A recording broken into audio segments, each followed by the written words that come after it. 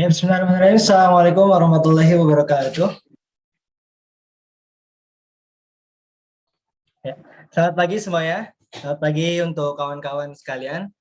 Fairfor dan Rectified yang kami banggakan. Pertama-tama marilah kita panjatkan puji syukur kehadirat Tuhan Allah Subhanahu wa taala yang telah memberikan kita nikmat iman, Islam dan kesehatan sehingga pada kegiatan Get Closer to Campus virtual angkatan Fairfor dan Rectified dapat berjalan dengan semestinya. Dan salam dan salam semoga selalu tercurah limpahkan kehadirat Baginda Nabi besar Muhammad Shallallahu Alaihi Wasallam yang telah memperjalankan umat manusia daripada zaman kebatilan menuju zaman yang penuh dengan tauhid atau ketuhanan.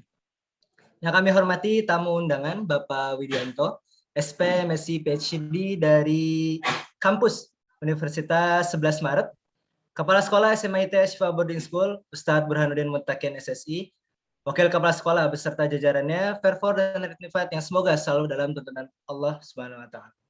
Kenalkan, nama saya Lutfan Zaidan Akbar yang akan menjadi moderator dalam sesi kedua Get Closer to Campus Virtual. Insya Allah pemaparannya akan memaparkan tentang kampus favorit rata-rata sekolah Islam terpadu Indonesia yang akan memimpin hingga sejam ke depan.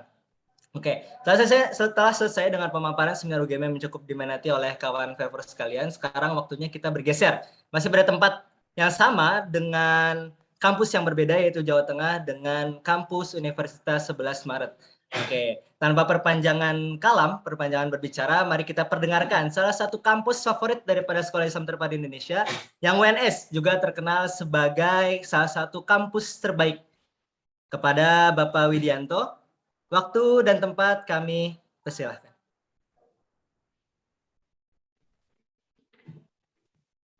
Terima kasih Bapak atau Mas ini ya, Mas Pak Lutfan atau Mas aja, Pak. Mas aja, Pak. Atau Ustadz Lutfan. Mas aja, Pak. Oke, terima kasih. Terima kasih Mas Lutfan atau Ustadz Lutfan yang kami hormati, Bapak Ustadz Burhanuddin ya, Kepala Sekolah, dan Bapak Ibu Guru dan teman-teman sekalian. Alhamdulillah dan terima kasih pada halo, suara saya bisa terdengar? Terdengar, Pak, namun kurang jelas. Oke. Sepertinya sinyal, Pak. Oke, sinyalnya agak ini ya, mohon maaf. Kebetulan Oke, saya Pak. di kampus ini, sudah oke ya. Ya. Oke, karena sebenarnya saya di kampus, tapi karena di Solo ini sedang ada giliran mati lampu, kemudian ini pakai genset, kemudian WiFi di kampus juga tidak aktif. Oke, terima kasih. Kami diundang untuk sharing, berdiskusi dengan Bapak Ibu dan teman-teman sekalian. Semoga semua sehat ya. Mas Lutfan sehat? Alhamdulillah sehat, Pak. Insya Allah semuanya juga sehat-sehat, Pak, dari Fairfor. Alhamdulillah semua sehat ya. Itu yang penting yang perlu kita syukuri bersama. Baik, Bapak Ibu dan adik-adik sekalian, saya hari ini akan mencoba membuat teman-teman semua menjadi lebih dekat dengan salah satu kampus di Indonesia, yaitu di Universitas 11 Maret, karena temanya adalah Get Closer to Campus. Jadi kampus saya adalah di Universitas 11 Maret. Ini perkenankan saya untuk menyampaikan, untuk berbagi ilmu kepada teman-teman sekalian, memberikan informasi terkait dengan Universitas 11 Maret di Surakarta. Baik, ada beberapa hal yang nanti akan saya sampaikan. Pertama, bagaimana memilih PTN, kemudian yang kedua nanti kita akan berbicara terkait dengan bagaimana jalur masuk PTN, kemudian bagaimana tingkat kompetisi di PTN, kemudian terakhir adalah kita bicara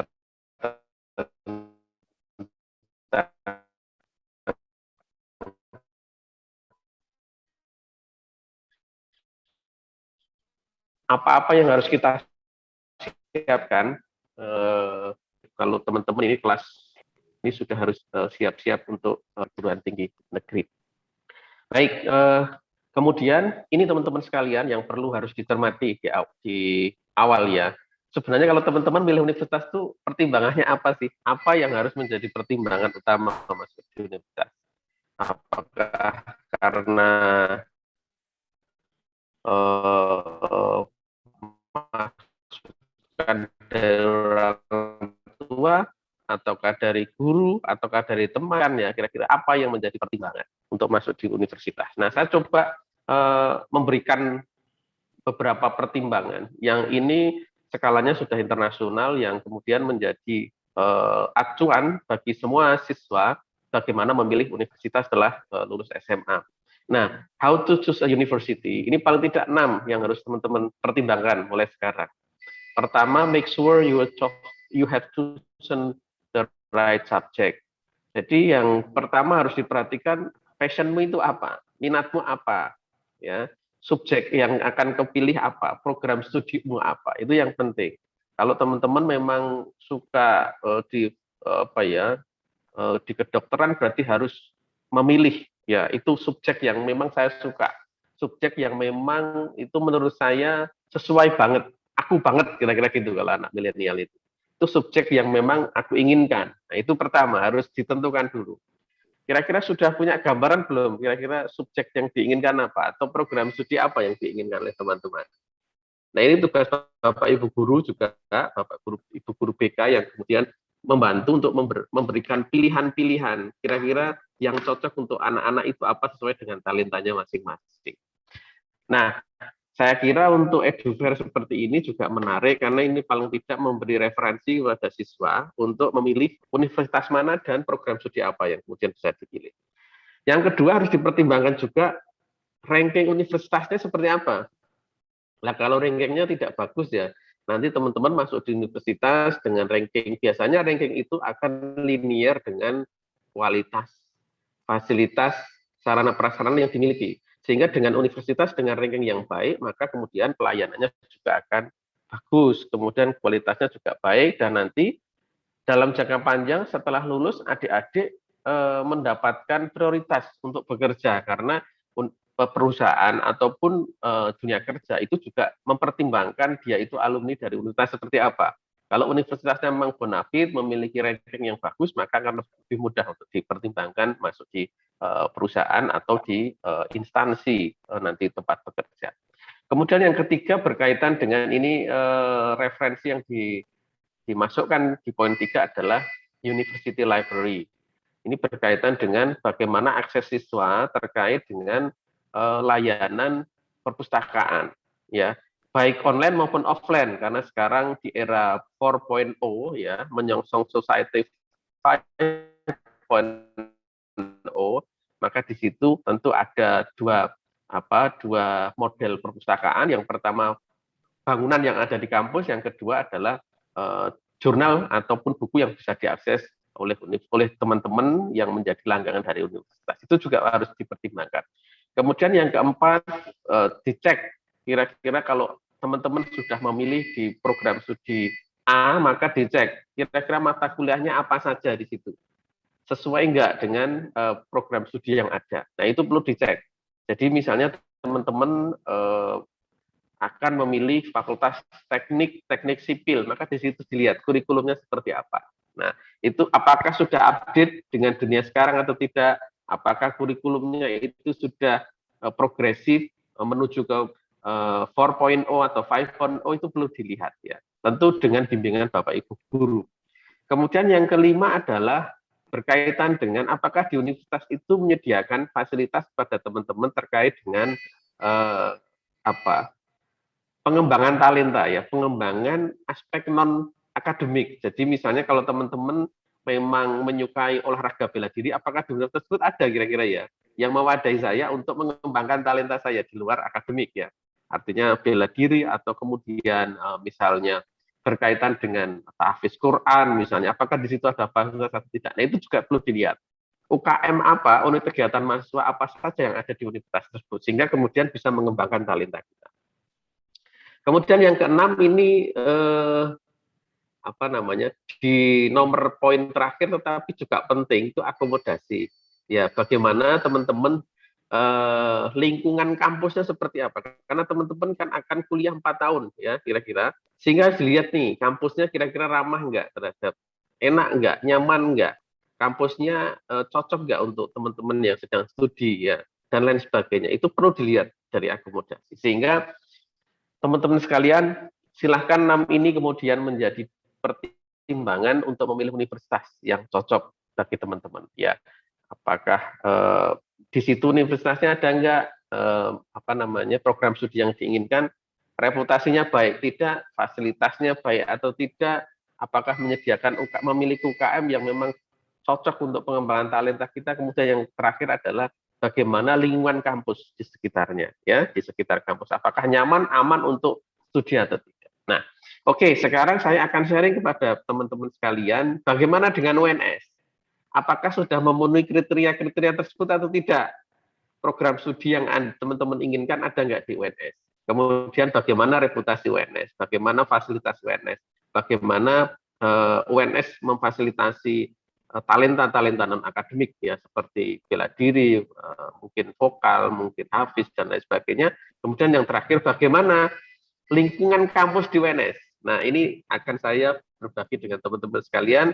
Harapan saya adalah saya akan membantu teman-teman untuk memberikan referensi salah satu universitas terbaik di Indonesia yang berada di kota Surakarta. Baik, saya akan masuk di pertama ya, terkait dengan program studi ya. Teman-teman silahkan dipelajari apakah minat teman-teman ini terwadahi di program studi di Universitas 11 Maret. Perlu saya sampaikan di UNS ini ada 67 program studi sarjana ya. 67 program studi sarjana yang ada di 11 fakultas. Jadi coba dilihat, dicermati kira-kira minat saya ada nggak ya di Universitas Maret. Pertama, Fakultas Kedokteran. Ini ada 2 prodi, kedokteran dan psikologi. Nah, teman-teman yang ingin menjadi dokter, kami menyediakan 1 program studi, yaitu kedokteran. Juga ada program studi psikologi. Nah, di UNS untuk program studi psikologi ini dalam rencana untuk menjadi fakultas tersendiri ya, jadi kedokteran dan psikologi.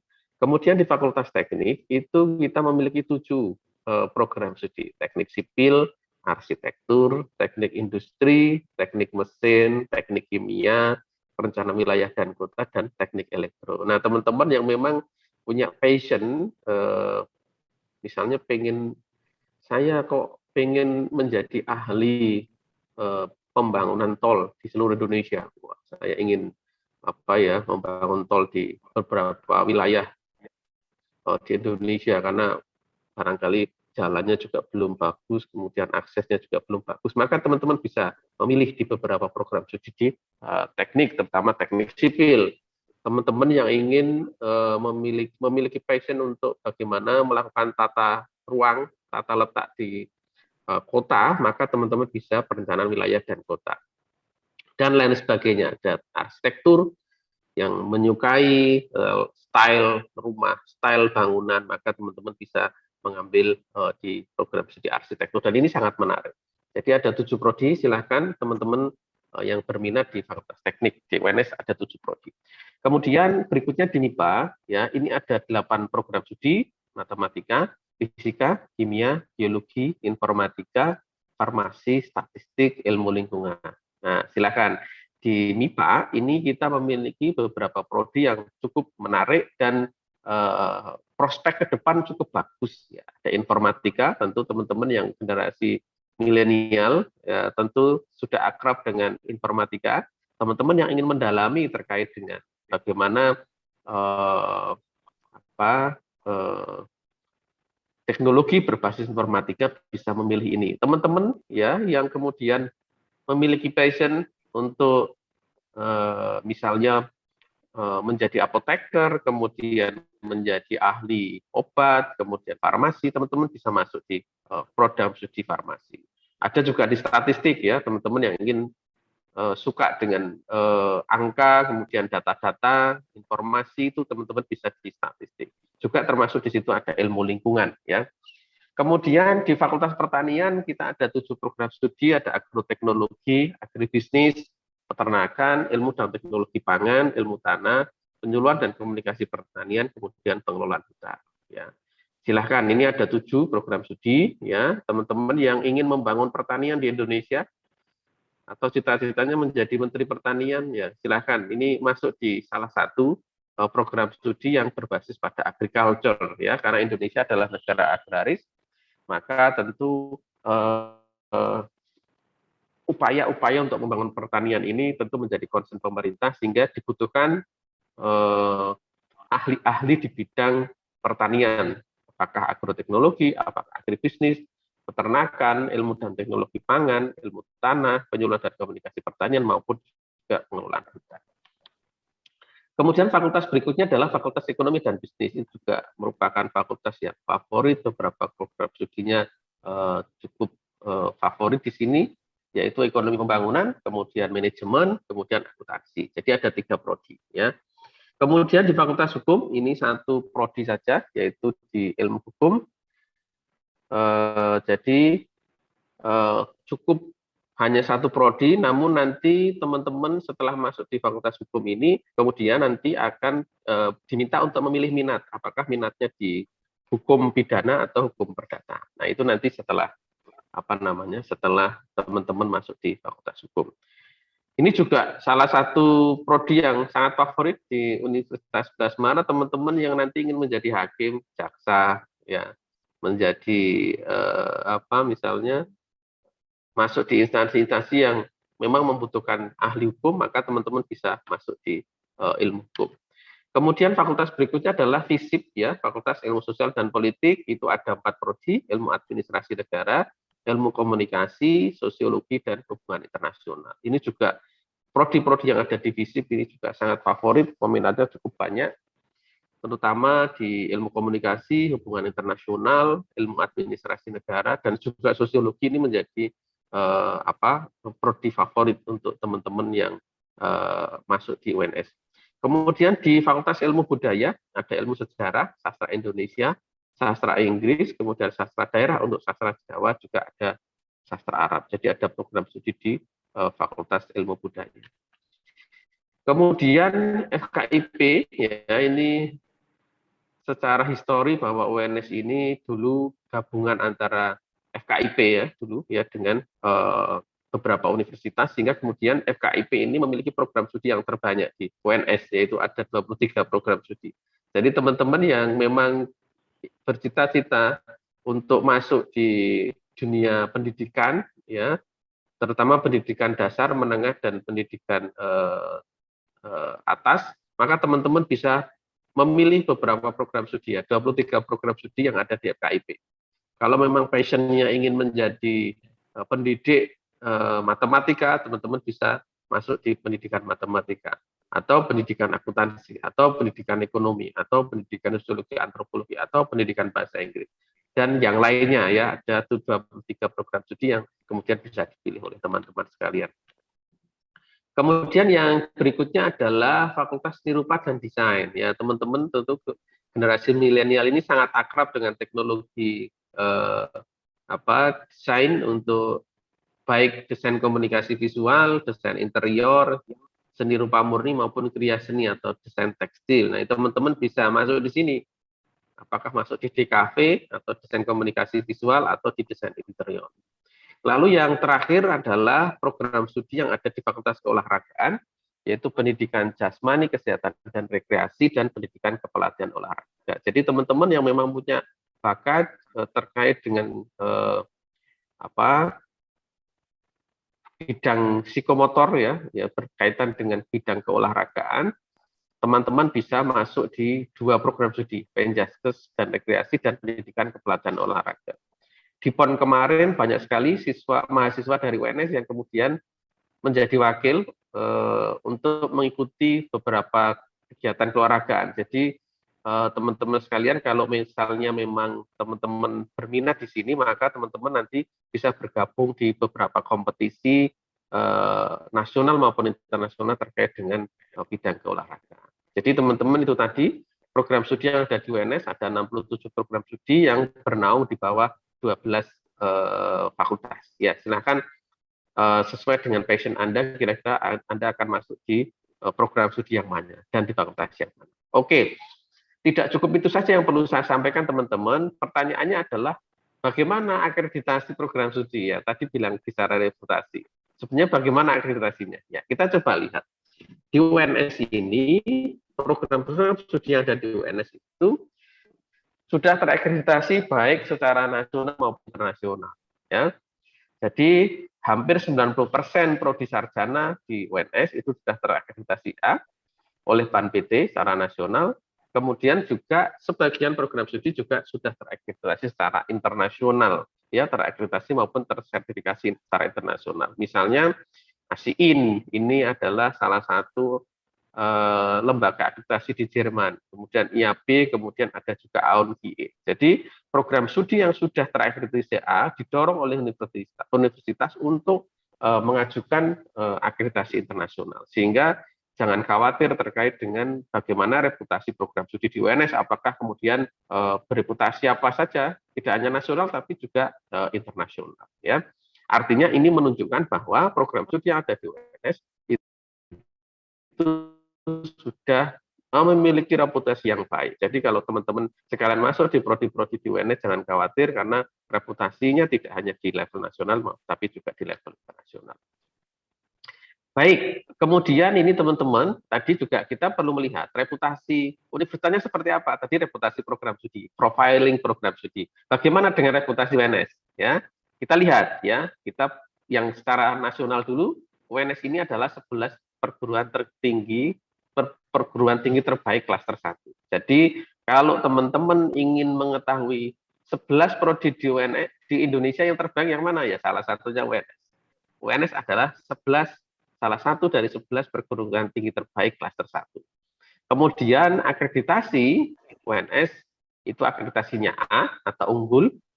Kemudian yang menarik juga adalah kepercayaan pemerintah terhadap UNS, yaitu UNS kemudian tahun 2020 ditetapkan sebagai perguruan tinggi berbadan hukum. Jadi teman-teman perlu ketahui 3 level bentuk perguruan tinggi di Indonesia. Satu adalah satuan kerja, kemudian kedua badan layanan umum, kemudian bentuk yang ketiga adalah berbadan hukum. Artinya kalau UNS ditetapkan sebagai perguruan tinggi berbadan hukum, berarti UNS ini memiliki kewenangan yang lebih, memiliki otonomi untuk mengembangkan kampusnya sendiri.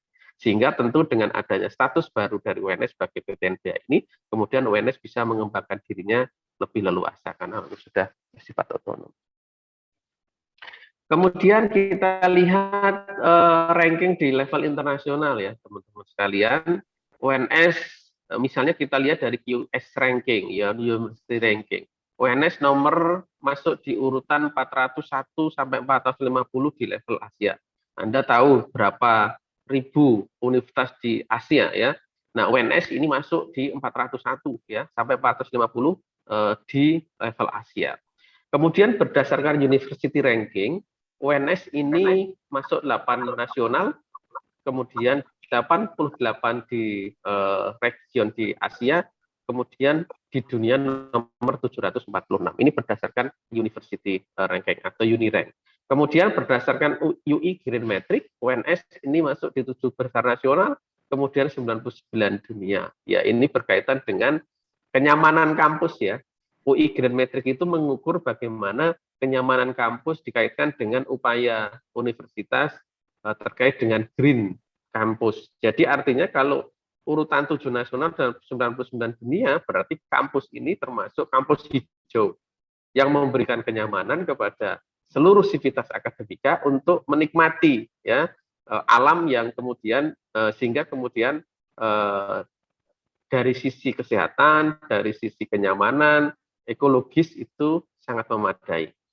Kemudian berdasarkan Wifometri ranking, Universitas 11 Maret ini masuk 12 nasional, 2.534 dunia. Kemudian dari The World University Ranking, UNS masuk 6 nasional, kemudian nomor 1.201 di level dunia. Kemudian concern universitas terkait dengan budaya, dengan local knowledge atau local wisdom, UNS mengeluarkan salah satu rankingan yaitu UNS Java Metric ya, Java Metric. Maka di sini kalau kita lihat peringkatnya, UNS itu nomor 1 nasional, kemudian nomor 1 dunia. Ya di sini di UNS Java Metric itu beberapa universitas di luar negeri juga ikut di situ, termasuk di University of Leiden di Belanda, kemudian di beberapa universitas lain juga ikut bergabung di dalam UNS Java Metric. Dan UNS nomor 1 nasional dan nomor 1 dunia. Nah, teman-teman sekalian, UNS juga secara internasional kalau kita lihat reputasinya sudah kerjasama dengan banyak sekali universitas ternama di dunia, lebih dari 100 universitas yang sudah bekerjasama dengan UNS yang tersebar kurang lebih di 24 negara, baik di Australia, kemudian di Eropa, di Amerika, kemudian di Asia, kemudian juga di Afrika. Kalau kita lihat misalnya Australia, kemudian di Eropa ada Austria, ada Belgium, ada France, ada Germany, ada Italy, kemudian Netherlands, kemudian Portugal, dan lain sebagainya. Kemudian di Asia itu kita lihat ada di Thailand, kemudian di Vietnam, kemudian South Korea, Taiwan, dan Filipina, dan lain sebagainya, termasuk juga di Amerika, jadi di United States. Jadi teman-teman, ketika teman-teman masuk di UNS, berarti teman-teman bisa melakukan aktivitas tidak hanya di kampus UNS, tapi juga di kampus-kampus ternama yang ada di dunia, yang menjadi mitra dari UNS. Kemudian ini pusat unggulan IPTEK UNS, teman-teman. UNS mengembangkan baterai lithium, kemudian Javanology, ini berkaitan dengan local knowledge, menjadi Center of Excellence Javanology for Japanese Tradition, kemudian juga berkaitan dengan Center for Fintech and Banking. Jadi ini aplikasi-aplikasi terkait dengan transaksi keuangan ya di Fakultas Ekonomi ini ya, Center for Fintech and Banking. Kemudian dari fasilitas sarana dan prasarana, kalau kita lihat UNS sudah mengikuti kurikulum internasional, yaitu berbasis Outcome Based Education atau OB yang berorientasi industri 4.0. Kemudian fasilitas pembelajaran juga berstandar internasional. Semua proses pembelajaran di UNS ini sudah terintegrasi dengan sistem yang ada di UNS. Misalnya teman-teman ketika mau konsultasi dengan dosen, teman-teman ingin mengajukan skripsi, teman-teman melakukan perkuliahan, presensi perkuliahan, materi perkuliahan itu sudah semua terintegrasi dalam sistem yang disebut sebagai Open Courseware atau OJW dan sistem pembelajaran daring. Sehingga teman-teman kalau berinteraksi dengan dosen, berinteraksi dengan yang lain, itu cukup teman-teman klik dari rumah, kemudian teman-teman bisa mengakses semuanya. Termasuk sekarang untuk pembelajaran daring yang karena COVID-19, teman-teman presensi dari sistem, mendownload materi dari sistem, kemudian jadwal dari sistem yang sudah ada di UNS, sampai kemudian nanti memilih berapa mata kuliah, kemudian juga berkonsultasi skripsi itu bisa menggunakan sistem yang sudah ada di kampus UNS. Kemudian ini fasilitas pembelajaran sarana prasarana, ya layanan akademik sudah bersertifikat ISO, hotspot area di seluruh kampus. Teman-teman tidak perlu mengeluarkan kuota ya untuk mengakses internet di kampus. Di semua sudut-sudut di kampus sudah terfasilitasi oleh hotspot.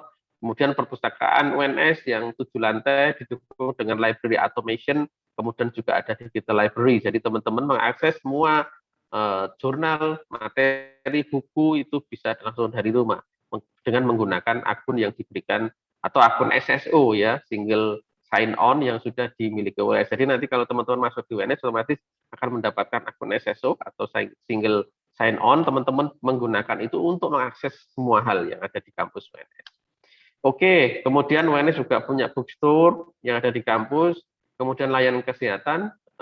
UNS memiliki medical center maupun rumah sakit yang bisa diakses oleh teman-teman sekalian. Kemudian asrama, kita memiliki asrama yang letaknya tidak jauh dari UNS di kampus. Kemudian UNS in hotel, kemudian juga fasilitas peribadatan yang ada di UNS, jadi semua agama, baik Islam, Kristen, kemudian Katolik, Hindu, Buddha, dan lain sebagainya ada di kampus UNS semua, sarana peribadatan ada di sini. Kemudian juga UNS memiliki sarana transportasi kampus yang siap mengantarkan teman-teman sekalian ke semua program studi. Kemudian sistem pengolahan air minum UNS atau SPAM UNS ini memberikan fasilitas pada teman-teman untuk mengakses air minum di semua tempat ya, di dispenser atau beberapa titik yang sudah ada di kita sediakan di kampus UNS. Kemudian yang tidak kalah pentingnya adalah berkaitan dengan laboratorium. Jadi teman-teman karena ada di universitas itu tugasnya ada 3, pendidikan, penelitian, dan pengabdian. Oleh karena itu, maka laboratorium menjadi sangat vital. UNS memiliki laboratorium yang terletak baik di sentral, ya laboratorium sentral di kampus UNS, maupun laboratorium per program studi. Dan laboratorium di UNS tidak hanya di kampus, tapi juga di luar kampus. Misalnya beberapa program studi, maka laboratoriumnya tidak di dalam kampus, tapi di luar kampus. Misalnya pengelolaan hutan, maka laboratorium yang bisa digunakan adalah di KHDTK, Gunung Bromo di UNS. UNS mengelola 124 hektar untuk praktikum kegiatan pendidikan, penelitian, maupun pengabdian kepada masyarakat. Misalnya teman-teman yang ambil di Fakultas Peternakan, maka di situ nanti ada laboratorium seperti close house, ya untuk peternakan unggas, sapi maupun berkaki 4 ya, yang ruminansia dan lain sebagainya. Kemudian teman-teman yang ada di pertanian juga misalnya itu ada laboratorium lahan kering, itu juga ada di luar kampus. Jadi laboratorium di UNS itu ada di dalam maupun di luar kampus untuk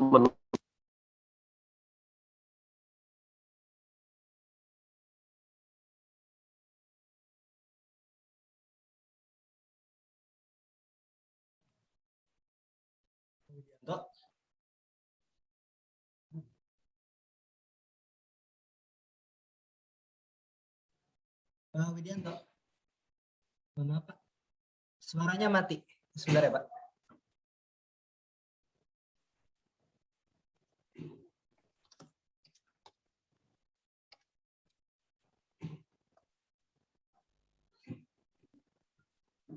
Pak Widianto. Bisa menggunakan beberapa fasilitas yang maaf suara saya mati ya. Ya Pak, sebelumnya mati, tapi sekarang udah berjalan semestinya. Silakan Pak, lanjutkan.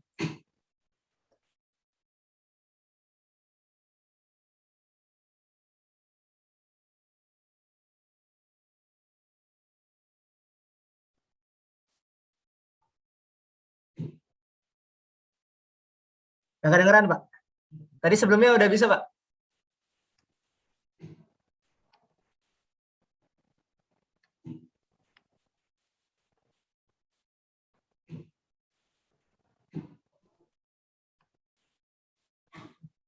Mohon maaf Pak Widianto.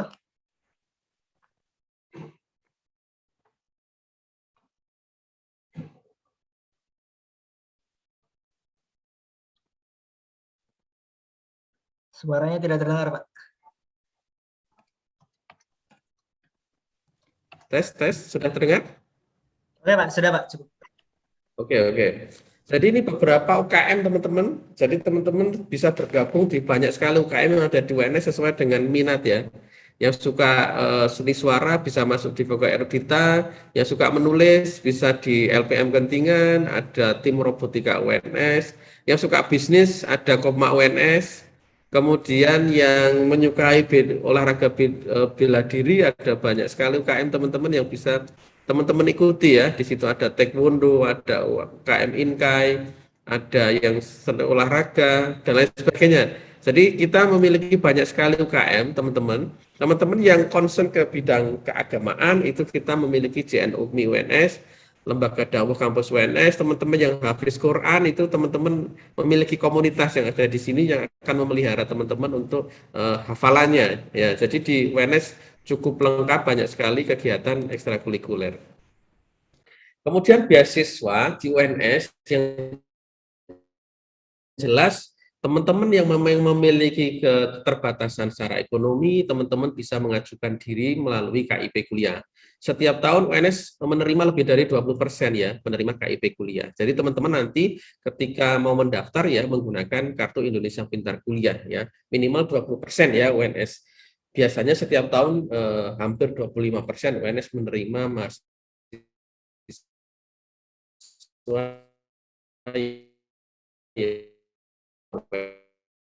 sendiri, kemudian beasiswa alumni swasta, kemudian beasiswa lainnya. Tahun 2020 UNS itu menggelontorkan kurang lebih 90 miliar untuk beasiswa ya teman-teman, sehingga cukup banyak ya beasiswa yang kemudian bisa diakses oleh teman-teman sekalian. Kemudian ini terkait dengan lingkungan kota di sekitar kampus, karena UNS itu ada di kota Solo, maka kemudian kita perlu lihat sebenarnya lingkungan di kota Solo seperti apa. Paling tidak saya perlu sampaikan ya, bahwa kota Solo ini sangat kondusif untuk belajar. Kota Solo sebagai kota budaya, the spirit of Java, biaya hidup murah, ya jelas saya nggak tahu ya, nanti silakan dibandingkan Subang dengan kampus di Solo kira-kira murah mana kira-kira. Jadi kalau di Solo itu uang 5.000 sudah bisa untuk makan, tapi ya nasi kucing sama es teh kira-kira sudah cukup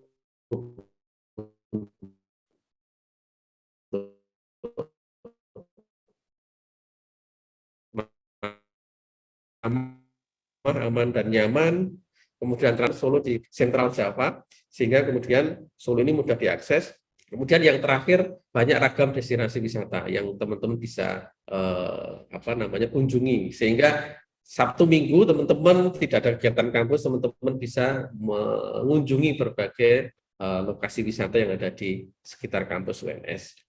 Oke, sekarang jalur masuk ya teman-teman, ada 3 jalur masuk.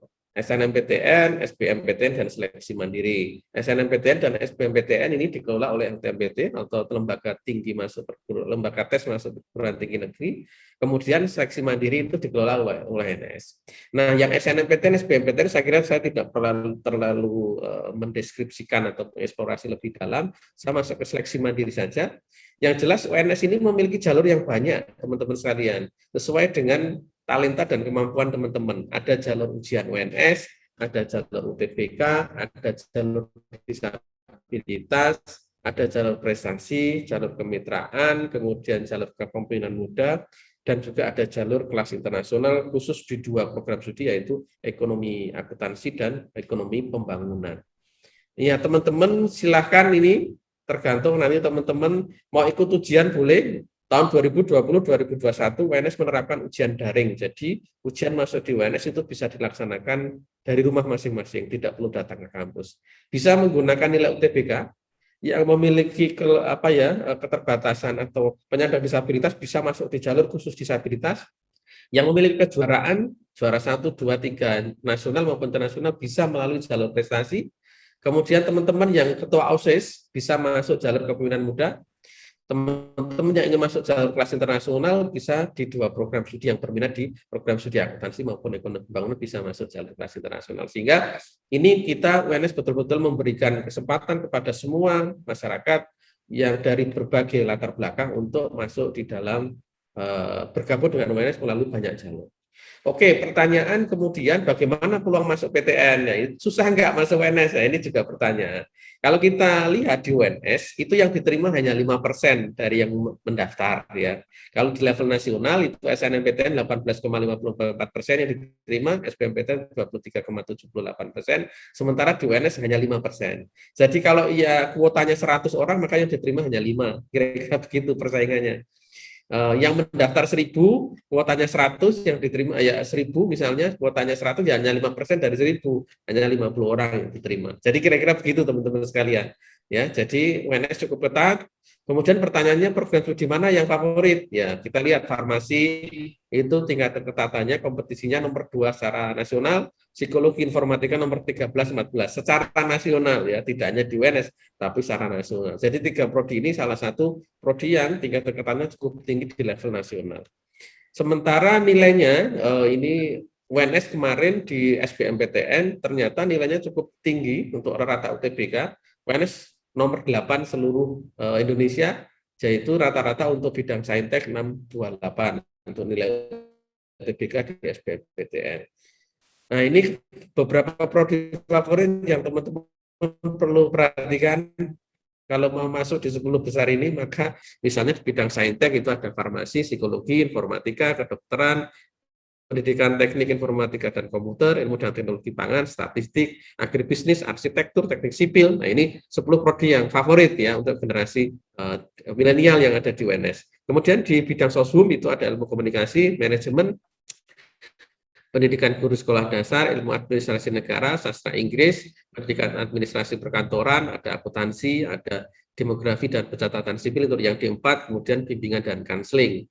Kemudian ini untuk SNMPTN. Nah, kita di SB, karena setiap jalur itu kan karakternya masing-masing ya. Di SNMPTN ini yang favorit.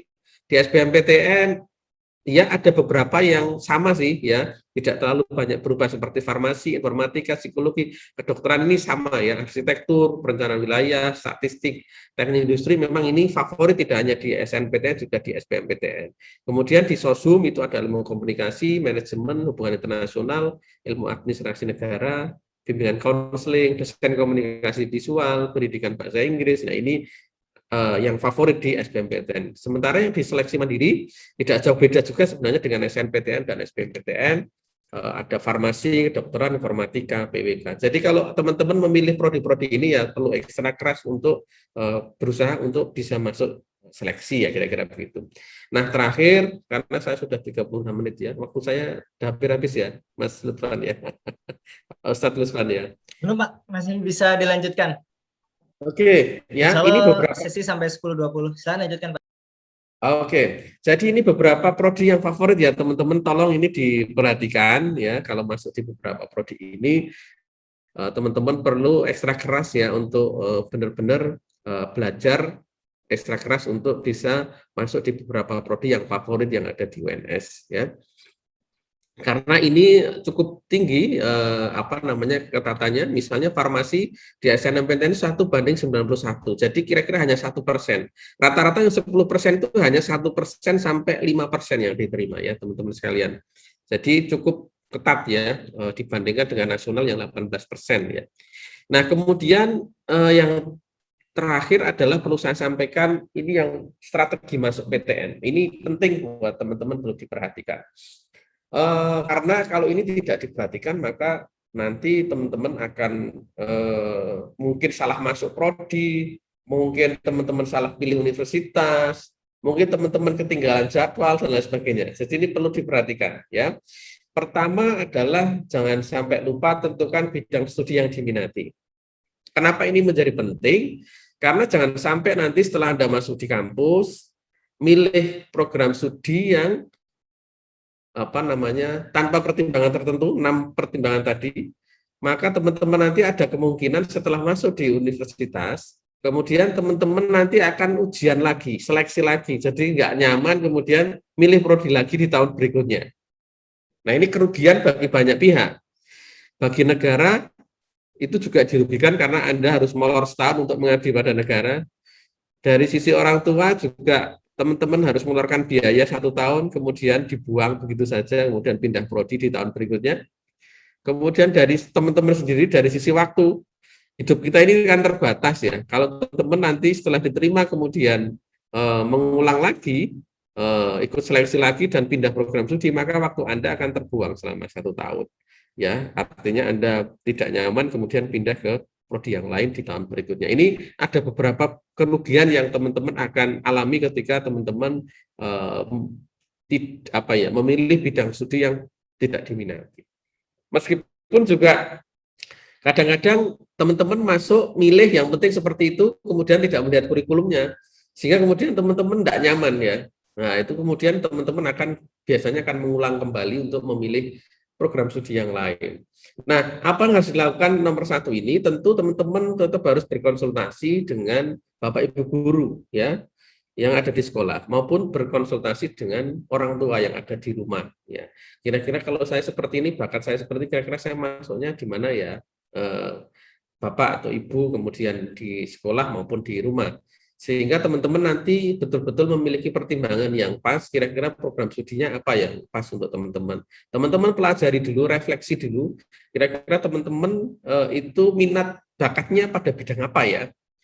Ya, kalau minat bakatnya pada bidang keolahragaan, ya sudah, tinggal memilih program studi yang ada di Fakultas Keolahragaan, ada 2 program studi. Kalau teman-teman memang suka bidang saintek, ya, sains teknologi ya, jadi fisikawan, teman-teman bisa masuk di Fakultas MIPA, program studi fisika ya, kira-kira begitu.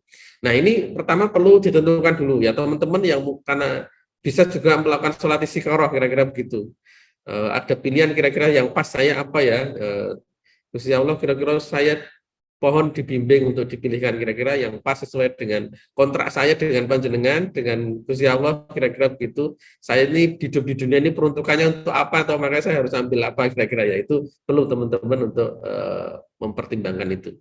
Kemudian yang kedua, jangan lupa memilih universitas yang bereputasi, karena ini berkaitan dengan masa depan Anda.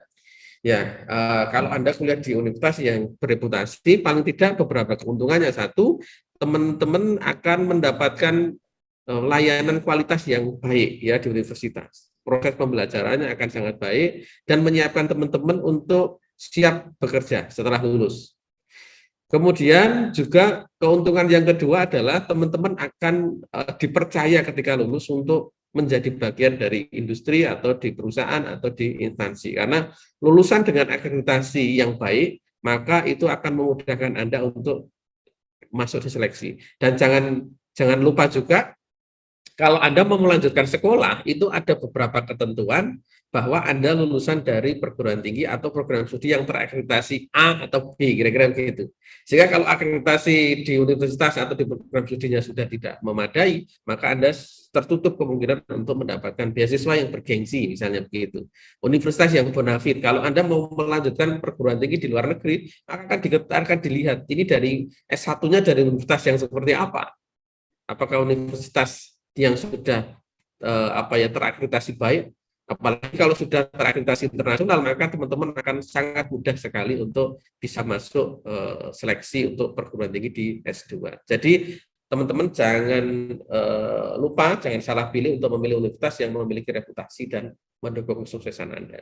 Kemudian yang ketiga, ini sepele tetapi menjadi sangat penting, yaitu persiapan diri secara sungguh-sungguh dalam mengikuti seleksi masuk. Karena kalau Anda tidak aware, terutama terkait dengan time schedule, terkait apa yang diujikan, materi apa yang diujikan, kemudian jenis-jenis tes yang akan diujikan apa, maka teman-teman nanti akan gagap ketika menghadapi itu. Nah, pertama time schedule, teman-teman harus lihat ya schedule-nya. Untuk SNMPTN itu bulan apa sampai bulan apa, SBMPTN bulan apa sampai apa. Seleksi mandiri silahkan selalu lihat di website atau kemudian di LTMPT maupun di universitas yang Anda ingin tuju, karena di situ jadwal itu harus fix di situ.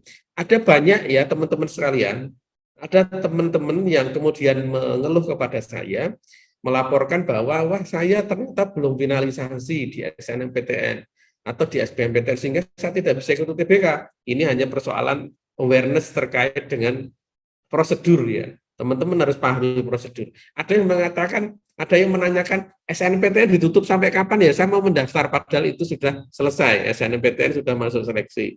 Seleksi mandirinya jalurnya apa saja ya? Padahal sudah seleksi selesai. Teman-teman baru nanya kira-kira jalurnya apa saja. Nah ini teman-teman harus perhatikan time schedule-nya, jangan sampai kelewat ya. Jangan sampai prosedurnya tidak dipahami, jangan sampai time schedule-nya tidak pas. Kemudian yang penting lagi adalah materi ujinya apa. Jadi kalau misalnya UTBK itu ada TPA, tes potensi akademik atau tes potensi skolastik, kemudian juga ada tes potensi untuk mata pelajaran. Maka teman-teman harus perhatikan soal-soalnya kira-kira seperti apa, materi ujinya apa, sehingga teman-teman mempersiapkan dari awal. Ya. Nah, teman-teman belum terlambat nih, ini masih November, nanti SNMPTN biasanya dibuka di bulan Januari, kemudian diumumkan di bulan Maret atau April, kemudian UTBK itu mulai pendaftaran Maret atau April, biasanya diumumkan di bulan Juni. Nah, teman-teman perlu aware, selalu lihat itu apa website di LTMPT, ltmpt.ac.id ya kalau nggak salah itu. Jadi LTMPT, silakan teman-teman atau ltmpt.or.id. Nanti teman-teman silakan lihat itu ya, websitenya LTMPT. Kemudian setelah itu juga lihat website di universitas yang Anda tuju. Apakah di UNS atau di universitas yang lain, maka lihat itu website. Kalau di UNS, teman-teman bisa lihat di spmp.uns.ac.id. Itu akan membantu teman-teman memberikan informasi. Nah, teman-teman sekalian, saya kira itu yang bisa saya sampaikan. Nah, teman-teman nanti yang berminat untuk masuk UNS, silahkan bergabung di beberapa channel atau bergabung di beberapa media sosial UNS terkait dengan SPMP, mulai dari website, nanti teman-teman bisa kunjungi di spmp.uns.ac.id, kemudian ini phone call-nya 634-880, kemudian emailnya spmp.unit.uns.ac.id, kemudian bisa di-follow di SPMP UNS, Ini biasanya apa namanya informasi-informasi terkini biasanya lebih sangat kita update di SPB WNS di Instagram ini maupun di website kami. Kemudian juga kami memiliki layanan untuk WhatsApp di 0811 2643 542. Nah, ini silakan teman-teman. Saya kira belum terlambat, ini masih bulan November, teman-teman masih punya waktu untuk mempersiapkan, baik itu melalui jalur SNMPTN, SBMPTN maupun di jalur ini. Saya kira itu Ustadz Lutfan. Terima kasih, semoga bisa memberikan manfaat untuk teman-teman sekalian. Terima kasih. Assalamualaikum warahmatullahi wabarakatuh. Waalaikumsalam warahmatullahi wabarakatuh. Oke, terima kasih banyak kepada Bapak Widianto yang sudah memaparkan banyak hal terkait Universitas 11 Maret. Karena sebenarnya saya juga menyiapkan beberapa pertanyaan terkait untuk UNS, namun karena pemaparannya sangat lengkap, jadi saya pribadi ada pertanyaan-pertanyaan yang hangus lah bahasanya. Oke, buat teman-teman Fairfor dan Netnified yang merasa ingin bertanya atau sudah memiliki prospek untuk melanjutkan kampusnya di Universitas 11 Maret, silakan untuk menyiapkan pertanyaannya. Seperti biasa dan masih sama, untuk teknis pengajuan pertanyaan bisa dilakukan seperti sebelumnya. Yang berada di aula Duha ataupun aula Umar, silakan berbicara langsung. Yang daring di rumah lain sebagai silakan langsung hands up dan open mic. Oke, sembari menunggu waktu untuk kawan-kawan bertanya, saya ada pertanyaan pribadi nih Pak untuk Pak Widianto. Ya, sebelumnya kan tadi sudah dipaparkan terkait organisasi apa aja yang menunjang kegiatan mahasiswa gitu. Nah, saya mau bertanya secara tentang BEM dan HIMA nih Pak. Apakah kampus itu benar-benar mensupport kegiatan mahasiswa untuk BEM dan HIMA ini sendiri gitu? Karena saya khawatir apalagi kita mahasiswa masih muda dan lain sebagainya dan sangat tertarik untuk mengurusi kegiatan-kegiatan yang terkait di BEM dan HIMA. Khawatir nanti ke depannya ketika sudah masuk malah ditelantarkan, ketika sudah tergabung yang harusnya menunjang kegiatan kami sebagai seorang mahasiswa justru tidak memberikan manfaat apapun. Terima kasih Pak. Baik, terima kasih. Jadi UNS sangat concern terkait dengan himpunan mahasiswa, kemudian concern terkait dengan kegiatan kemahasiswaan. Anda tahu kemarin Timnas UNS nomor 9 secara nasional. Jadi dari Pekan Ilmiah Mahasiswa Nasional, UNS nomor 9 dengan 3 emas ya, terus emas 1 emas presentasi, 2 emas poster. Sehingga ini membuktikan bahwa UNS sangat concern terhadap kegiatan kemahasiswaan ya, karena kemudian juga terkait dengan kegiatan keolahragaan, teman-teman kemarin yang ikut PON itu juga mendapat bimbingan dari dosen-dosen yang ada di UNS, kemudian mendapatkan support dari UNS. Kemudian kalau kita lihat dari kegiatan kemahasiswaan, UNS menganggarkan tersendiri ya. Ada anggaran khusus untuk kegiatan kemahasiswaan. Anda lihat nanti di UNS kita menyiapkan berbagai fasilitas, termasuk gedung, termasuk sarana prasarana, anggaran, dan lain sebagainya kita siapkan untuk pengembangan teman-teman di UKKHM, unit kegiatan kemahasiswaan maupun unit kegiatan mahasiswa yang ada di kampus UNS. Dan banyak sekali ya, artinya kalau banyak UKM berarti UNS juga memberikan concern yang lebih kepada teman-teman di UKM. Baik itu untuk kegiatan yang sifatnya kompetisi atau kegiatan yang sifatnya adalah rutin. Jadi baik BEM, kemudian DEMA, kemudian himpunan mahasiswa, baik yang ada di S1 maupun sekolah vokasi, semua bergabung menjadi satu, kemudian mereka sama-sama untuk berkiprah bersama untuk memajukan bangsa dan negara melalui Universitas 11 Maret. Saya kira ada anggaran khusus bahkan di UNS sebagai PTNBH, BEM, UNS itu masuk di struktur MWA ya, Majelis Wali Amalah di UNS, bagian dari itu, sehingga peran serta mahasiswa di dalam kampus, demokratisasi dalam kampus itu sangat menjadi perhatian di kampus UNS. Kira-kira begitu Mas Lutfan. Oke, terima kasih banyak Pak untuk Pak Widianto. Oke, buat teman-teman Fairfor dan Netnified yang ingin bertanya silakan untuk langsung saja.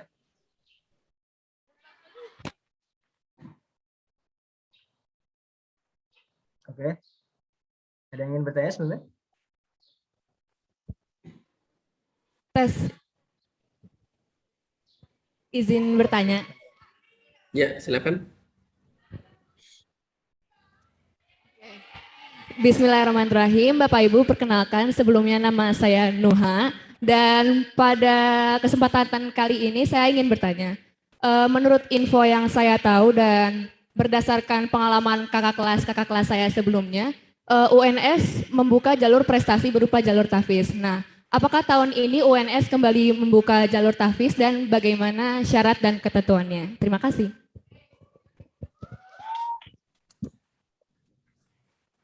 Saya langsung jawab, Pak Lutfan, atau ditamu Silakan dulu? Pak, bisa langsung dijawab Pak. Oke. Ya, jadi begini, untuk Hafiz ya, UNS sebenarnya salah satu pelopor ya di Indonesia yang membuka. Sebenarnya bukan jalur tahfiz, tetapi tahfiz itu sebagai bahan pertimbangan untuk masuk. Jadi kira-kira begini, kalau teman-teman masuk dengan tahfiz, ya misalnya, maka kemudian teman-teman akan mendapatkan poin, tambahan poin. Sehingga yang nilainya misalnya 600 jadi bisa menjadi 650, sehingga itu akan ada poin tersendiri. Nah, Hafiz itu UNS itu mulai 15 sampai 30 juz yang kemudian diakomodasi. Nah, untuk jalur prestasi tadi kan ada 7 jalur ya. Saya coba perlihatkan kembali, saya izin share screen lagi. Tadi ada 7 jalur yang kita siapkan. Jadi salah satunya adalah jalur prestasi. Jalur prestasi itu bisa untuk apa ya, syaratnya adalah juara 1, 2, 3 nasional atau internasional. Jadi kalau teman-teman memiliki sertifikat juara 1, 2, 3 nasional maupun internasional, baik itu untuk olimpiade ilmiah ya, kemudian olahragaan, kemudian seni ya, termasuk hafiz. Kalau hafiz untuk jalur prestasi minimal 30 juz. Ya. Bukan minimal ya, harus 30 juz maksudnya.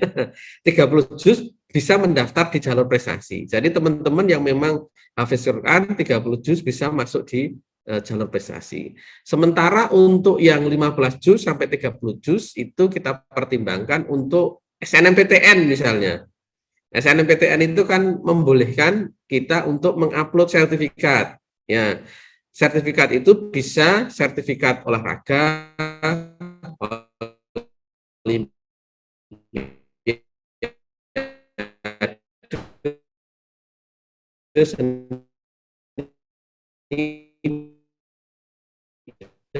sebagainya. Nah, UNS itu membuka untuk sertifikatan nilai untuk scoringnya ya, untuk scoring di SNMPTN. Jadi nanti teman-teman kalau memang memiliki sertifikat yang kemudian ditandatangani dan disahkan oleh lembaga yang kredibel, kemudian nanti bisa dilampirkan. Misalnya di SNMPTN teman-teman kan nanti akan diseleksi berdasarkan nilai rapot ya. Nanti teman-teman khusus UNS teman-teman bisa melampirkan juga sertifikat hafiznya minimal 15 juz ya. 15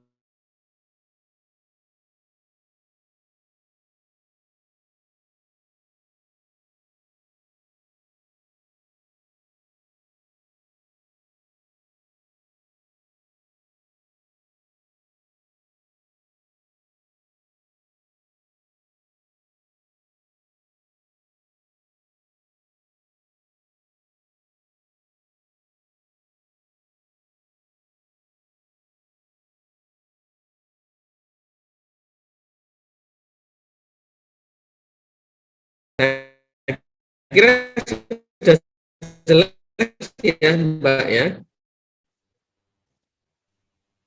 Oke.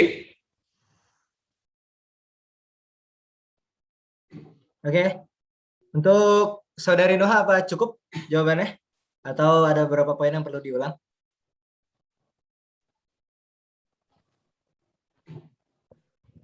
Cukup. Oke, baik. Mari kita lanjut ke pertanyaan berikutnya. Silakan bagi Alif Yazid atau Raifan yang ingin bertanya terkait kampus-kampus impiannya di UNS. Silakan untuk bertanya. Juga masih ada waktu kurang lebih 7 menit lagi untuk sesi tanya jawab sebelum kita menutup. Jadi buat kawan-kawan sekalian yang mempunyai ketertarikan tersendiri terhadap UNS, segera ditanyakan sebelum terlambat waktunya. Silakan juga dari kampus seberang, dari Wanaraja, silakan ya. Apabila ada pertanyaan yang ingin disampaikan untuk menyampaikannya di kolom chat.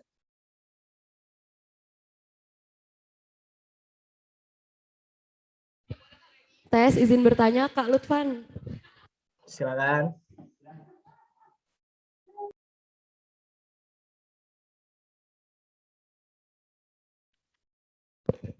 Bismillahirrahmanirrahim. Selamat siang Bapak Widianto. Perkenalkan nama saya Asyifa Mutia. Pada kesempatan kali ini saya izin bertanya Bapak, untuk UKT mahasiswa jalur SNMPTN, SBMPTN, dan Mandiri, apakah sama?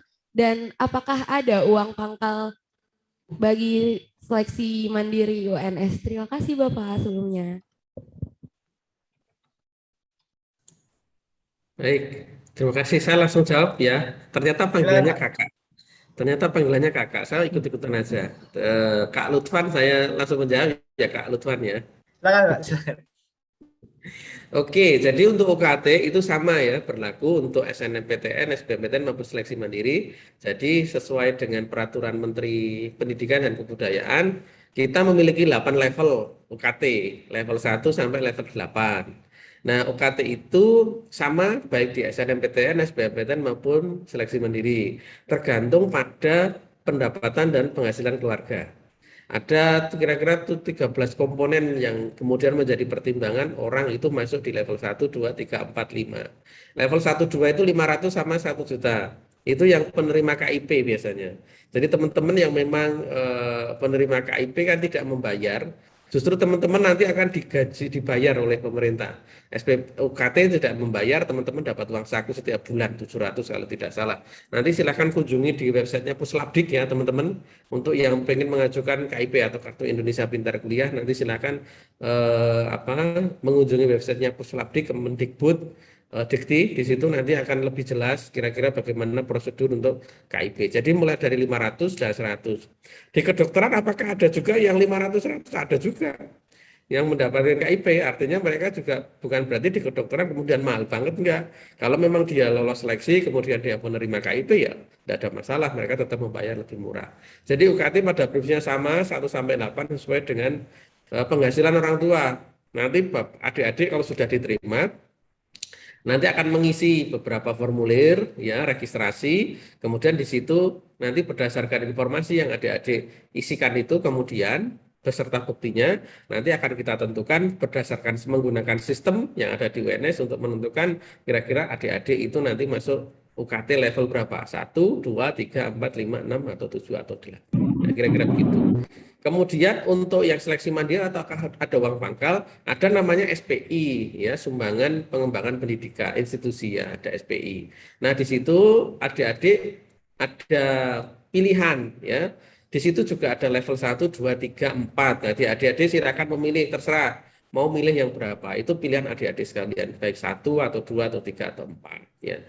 Tergantung pada prodi masing-masing besarannya, misalnya di fakultas A itu dan tidak mahal ya, 5 juta, ada yang 10 juta, ada yang 25 juta, level 1, level 2, level 3 ya terserah teman-teman. Kedokteran misalnya level 1 25, 75, 100 dan level 4 mengisi sendiri, terserah mau mengisi berapa.